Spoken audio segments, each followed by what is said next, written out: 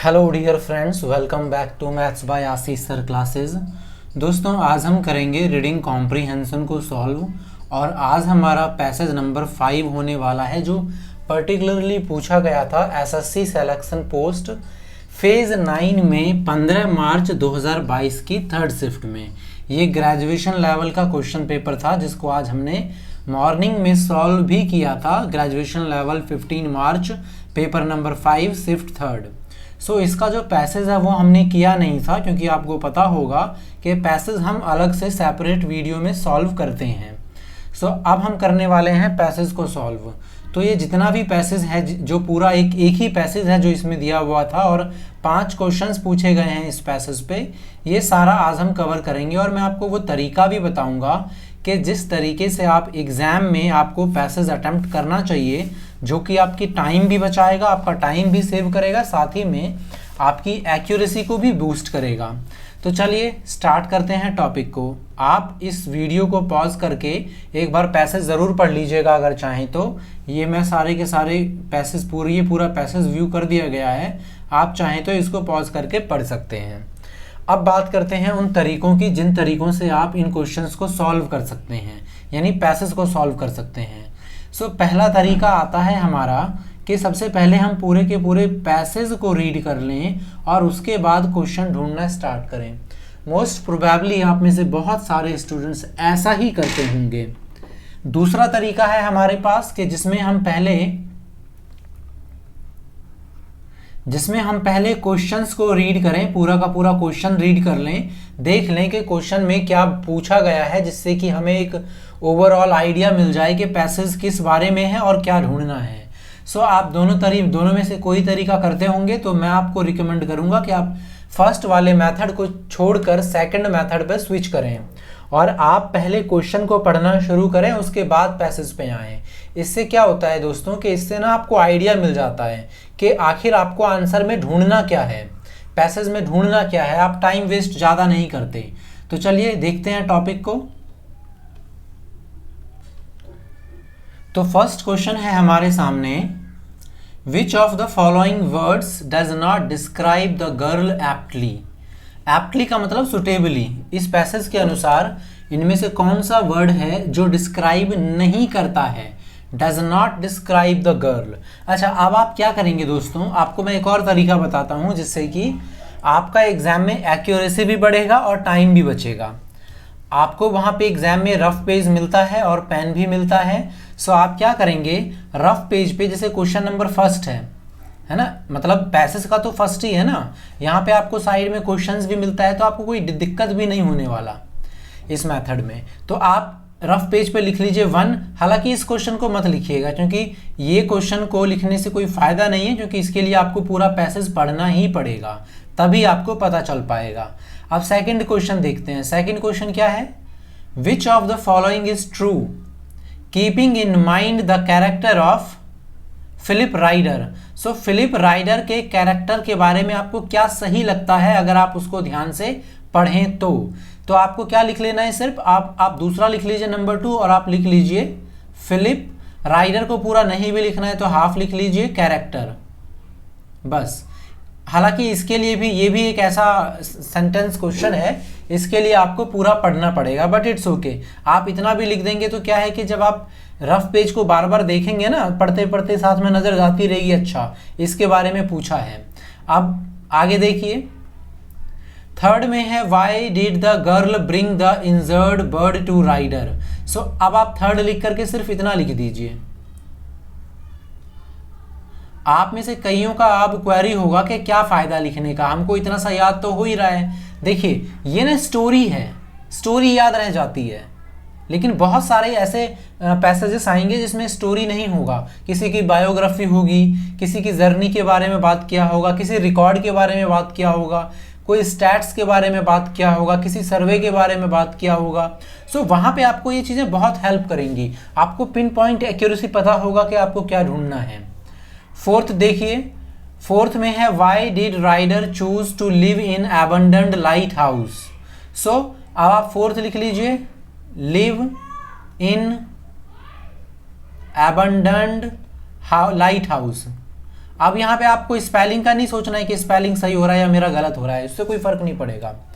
पांचवा देखिए, Rider was marvellously deft, this mean that he was. अब आपको यहाँ पे लिख लेना है मार्वलसली डेफ्ट। हालांकि इसका आंसर आप कर लेते अगर आपको डेफ्ट का मीनिंग पता होता तो, क्योंकि इसमें से एक ही वर्ड है जो डेफ्ट का सिनोनियम है, बट कोई बात नहीं। आप जब आपने इसको लिख ही लिया है तो कोई बात नहीं, जब आप पैसेज पढ़ेंगे तो वहां पे आपको आइडिया मिलता जाएगा कि कब आपको पर्टिकुलरली क्वेश्चन का आंसर कौन से पैसेज के किस हिस्से में मिलेगा। अब जब आप इन सारे क्वेश्चंस को लिख लेंगे तो इससे क्या फायदा होगा कि जब आप पैसेज पढ़ेंगे ना तो साथ के साथ आपके क्वेश्चंस पे भी नजर रहेगी। अच्छा ये वाला कीवर्ड आ गया मेरा, क्योंकि हमने कीवर्ड्स लिखे हैं सारे। अब मैं आपको पढ़ के दिखाता हूँ, ये आप भी साथ साथ पढ़िए, चाहे तो आप पॉज करके पढ़ सकते हैं। In the late spring of 1930 Philip Rider आया था, यानी ये पास्ट की बात चल रही है, एबंडेंट लाइट हाउस में। अब हमको कीवर्ड मिल गया एबंडेंट लाइट हाउस। अब हम यहाँ पे मतलब इसका ये हुआ कि इसके आसपास हमें आंसर मिल जाएगा क्वेश्चन नंबर 4 का। अब मुझे कैसे पता क्वेश्चन नंबर 4, क्योंकि हमने लिखा था ना, तो ढूंढने की भी झंझट नहीं है। क्वेश्चन नंबर 4 पे क्लिक करेंगे, आंसर लग गया। देखिए आगे, at the mouth of the river adder on the Essex coast, he was a painter of birds and of nature. He was afflicted के साथ आता है with, a hunched back and a deformed twisted hand. मतलब वो afflicted था, दुखी था, मतलब उसका जो पीठ है थोड़ा मुड़ा हुआ था, और विकृत, डिफॉर्म्ड, फॉर्म का मतलब होता है कोई शेप में, डिफॉर्म्ड का मतलब शेप से खराब, और उसका हाथ भी ट्विस्टेड था। राइडर लव्ड ऑल क्रिएचर्स, सभी क्रिएचर से प्यार करता था।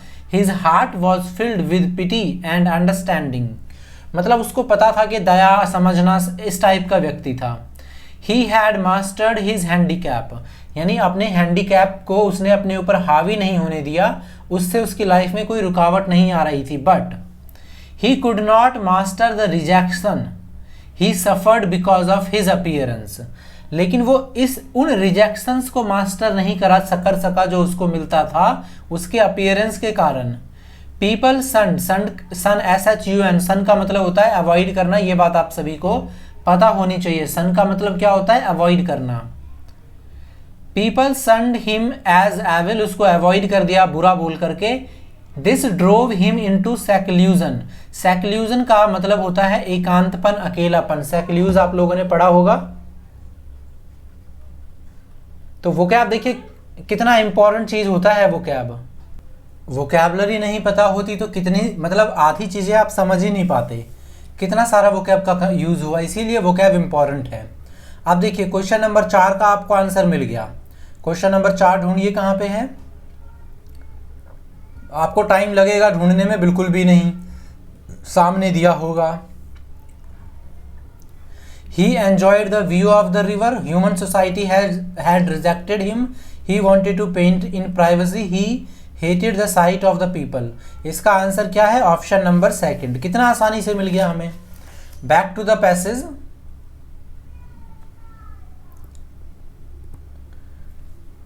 चलिए आगे पढ़ते हैं। 1 नवंबर दोपहर में एक बच्चा अप्रोच जो आया लाइट हाउस स्टूडियो की तरफ। उसके आर्म्स में, उसके बाजुओं में शी कैरिड अ बर्डन, मतलब वो बच्चा नहीं बच्ची थी, और carried a burden. She was no more than 12, slender, dirty, nervous and timid as a bird, but beneath the dirt as beautiful as a fairy, मतलब वो 12 साल से ज़्यादा बड़ी थी नहीं। स्लेंडर का मतलब होता है पतला दुबला, डर्टी मतलब गंदा, नर्वस मतलब पता ही होगा, टिमिड मतलब डरपोक जैसे कि कोई पक्षी हो, लेकिन बीनथ मतलब उसके नीचे यानी धूल के नीचे वो उतनी मतलब एक बिल्कुल फेरी, परी की तरह थी, सुंदर। अरे ओ माय गॉड, ये ऐसा कैसे कर सकती है SSC। ये पैसेज मैंने पहले भी कभी देखा हुआ है, सेम टू सेम, और ये तो अभी मार्च में हुआ है ना एग्जाम, 2 महीने पहले। लेकिन ये जो है पैसेज पहले SSC पूछ चुकी है और SSC ने सेम पैसेज फिर से पूछ लिया। हाँ, लेकिन वो सिलेक्शन पोस्ट में नहीं था, वो जरूर CGL के प्रीलिम्स या मेंस में होगा, बट इट इज़ अनबिलीवेबल कि दोबारा एसएससी ने सेम पैसेज रिपीट किया है। अच्छा, आप लोग कमेंट करके बताइए क्या ये आप लोगों ने पहले पढ़ा था या नहीं। आई एम श्योर आप में से किसी न किसी ने ज़रूर पढ़ा होगा। चलिए आगे देखिए।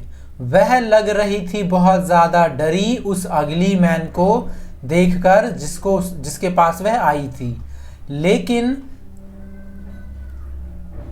उसने सुन रखा था कहीं के इन द स्वैम्प लैंड के इस आदमी के पास जो लाइट हाउस में रहता है मैजिक है कि वो किसी के घाव को ठीक कर सकता है जादू से।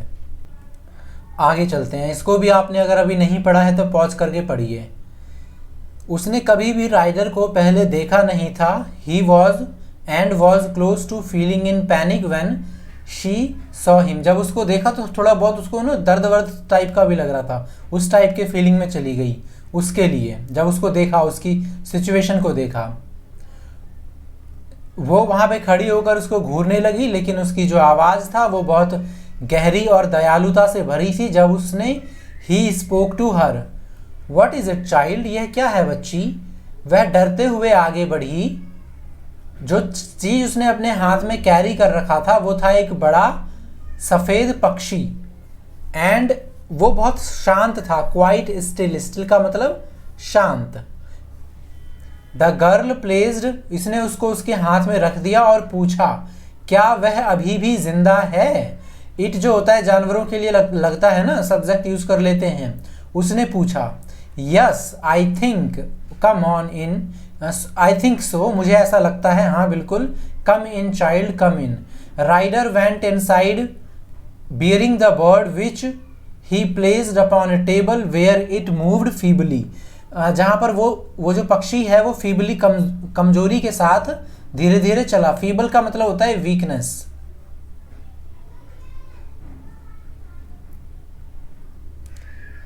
आप साथ के साथ ये भी देखते रहिएगा कि आप लोगों ने क्या कोई ऐसा कीवर्ड देख लिया जो कि क्वेश्चन में पूछा गया था। जैसे मुझे एक दिखा है क्वेश्चन नंबर 3, हमने क्या लिखा था, Why did the girl bring the injured bird to Ryder? She believed Ryder could heal it with its magic. हो सकता है she could not carry the heavy burden. She wanted Ryder to keep the bird as pet. She wanted to find out what bird it was. So इसका answer हो जाएगा option number 1। Starting में पढ़ा था ना हमने कि मतलब उसने ऐसा सुन रखा है कि मैजिक से ठीक कर देता है वो चीज़ों को, हील कर देता है वुंड को। सो ये भी हो गया हमारा। आगे चलते हैं। Curiosity overcame fear. ओवरकेम का मतलब होता है जीत लेना, यानी लड़की की जो जिज्ञासा थी ना, वो उस व्यक्ति को देख के डर भी रही थी, लेकिन उसका डर खत्म हो गया, उसके ऊपर हावी हो गया जिज्ञासा। The little girl followed and found himself in a room warmed by a coal fire. लड़की आगे गई, उसने देखा कि वो एक ऐसे रूम में पहुंच गई है जो गर्म है कोल फायर से, जहां पर बहुत सारे कलर्ड पिक्चर्स हैं दीवार पे। जो द बर्ड है वो फ्लटर्ड मतलब होता है जैसे वो फड़फड़ाना। With his good right hand, अच्छा जो इसका एक साइड का हाथ था वो सीधा था। राइडर स्प्रेड, अच्छा राइडर का हाथ सीधा था, उसने उसको वाइट विंग्स पे थोड़ा सा फेरा। राइडर ने देखा और चौंक गया। मार्वल का मतलब होता है चौंकना। और उसको बोला चाइल्ड तुम्हें ये कहाँ से मिला। इट इन दी मार्श, उसने कहा कि मार्श में मिला। मार्श का मतलब होता है दलदल।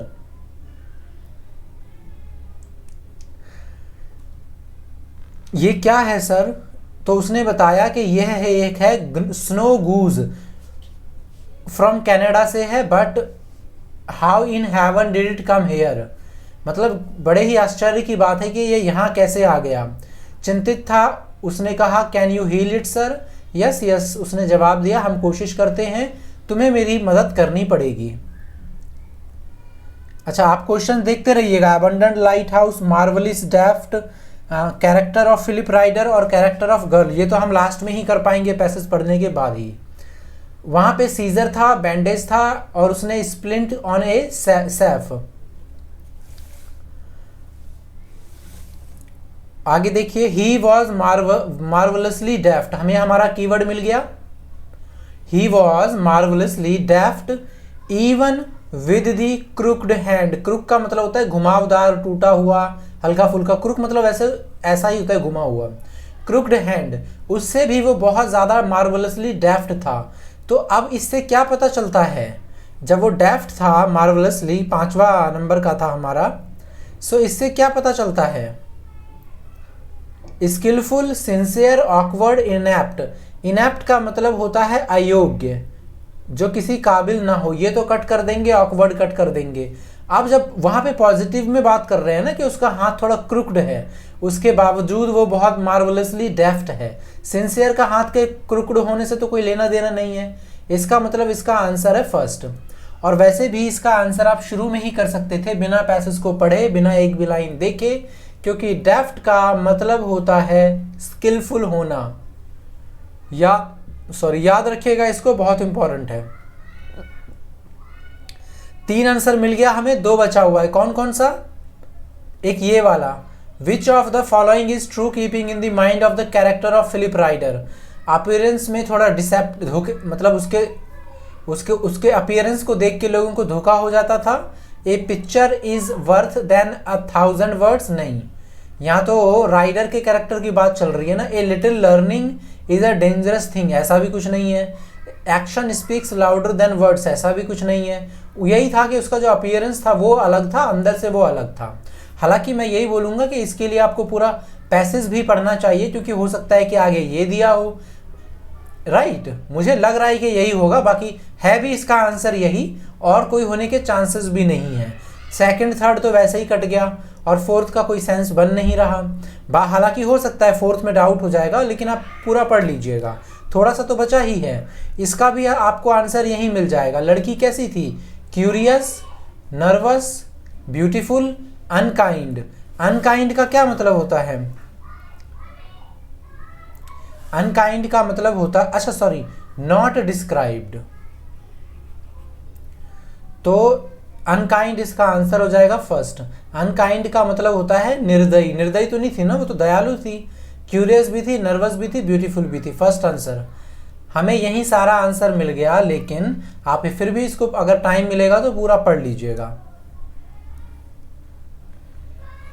He said as she has been shot, poor thing, her leg is broken। उसका मतलब लैग टूटा हुआ था पक्षी का, उसका विंग भी टिप हो गया था, बट नॉट बैडली, ज़्यादा बुरी तरीके से नहीं हुआ था।